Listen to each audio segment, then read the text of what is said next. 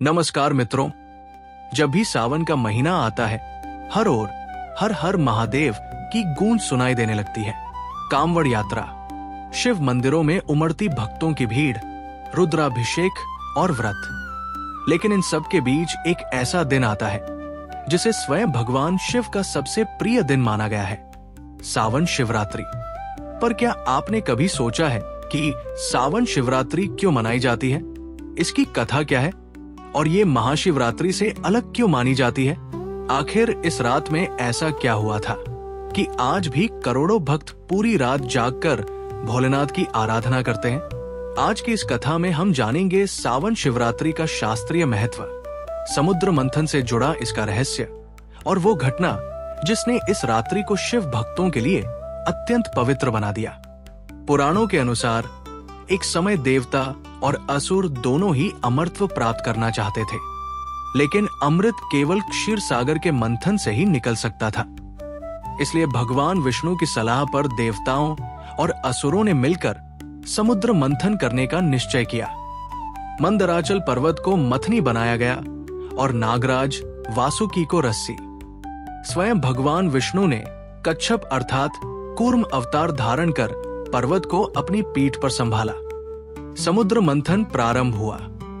सभी को आशा थी कि सबसे पहले अमृत निकलेगा, लेकिन हुआ कुछ और। मंथन के आरंभ में ही समुद्र से एक भयानक विष प्रकट हुआ, हलाहल विष। ये विष इतना प्रचंड था कि उसके प्रभाव से तीनों लोकों में हाहाकार मच गया। उसकी ज्वाला से पृथ्वी, स्वर्ग और पाताल तक कांप उठे। वृक्ष सूखने लगे, नदियां विषैली होने लगी और देवताओं तक का अस्तित्व संकट में पड़ गया। कोई भी उस विष को छूने का साहस नहीं कर पा रहा था। तब सभी देवता ब्रह्मा जी के पास गए। ब्रह्मा जी ने कहा कि इस संकट का समाधान केवल एक ही कर सकते हैं, देवों के देव महादेव। सभी देवता कैलाश पहुंचे और भगवान शिव से प्रार्थना करने लगे कि वे समस्त सृष्टि की रक्षा करें। भगवान शिव ने बिना एक क्षण का विलंब किए समस्त प्राणियों के कल्याण के लिए वो घातक हलाहल विष अपनी हथेली पर लिया और पी गए। लेकिन तभी माता पार्वती ने एक अत्यंत महत्वपूर्ण कार्य किया। उन्होंने अपने हाथों से भगवान शिव का कंठ पकड़ लिया ताकि वो विष उनके शरीर के भीतर न जा सके। विष कंठ में ही रुक गया और उसके प्रभाव से भगवान शिव का गला नीला पड़ गया।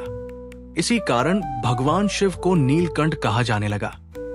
शिव पुराण और अन्य पुराणों में इस घटना का वर्णन भगवान शिव के सर्वोच्च त्याग और करुणा के प्रतीक के रूप में किया गया है। लेकिन कथा यही समाप्त नहीं होती। हलाहल विष का प्रभाव इतना तीव्र था कि भगवान शिव के शरीर में असहनीय ताप उत्पन्न हो गया। देवता अत्यंत चिंतित हो गए। तब सभी देवताओं ने भगवान शिव का शीतल जल, दूध, दही, घी, मधु और गन्ने के रस से अभिषेक किया। बिल्वपत्र अर्पित किए गए, चंदन का लेप लगाया गया और पूरी रात भगवान शिव के नाम का जप किया गया। मान्यता है कि यह रात्रि सावन मास की शिवरात्रि थी। इसीलिए आज भी सावन शिवरात्रि के दिन भक्त जलाभिषेक, दुग्धाभिषेक और रुद्राभिषेक करते हैं। माना जाता है कि इससे भगवान शिव प्रसन्न होते हैं और जीवन के विष अर्थात दुख, रोग, भय और संकट को दूर करते हैं। सावन का महीना स्वयं भगवान शिव को अत्यंत प्रिय माना गया है। शिव पुराण में वर्णित है कि इस मास में किया गया जप, तप, दान और शिव पूजन अन्य महीनों की अपेक्षा अनेक गुना अधिक फलदायी होता है। यही कारण है कि सावन शिवरात्रि पर लाखों कांवड़िए पवित्र नदियों, विशेषकर गंगा जी से जल लाकर शिवलिंग का अभिषेक करते हैं।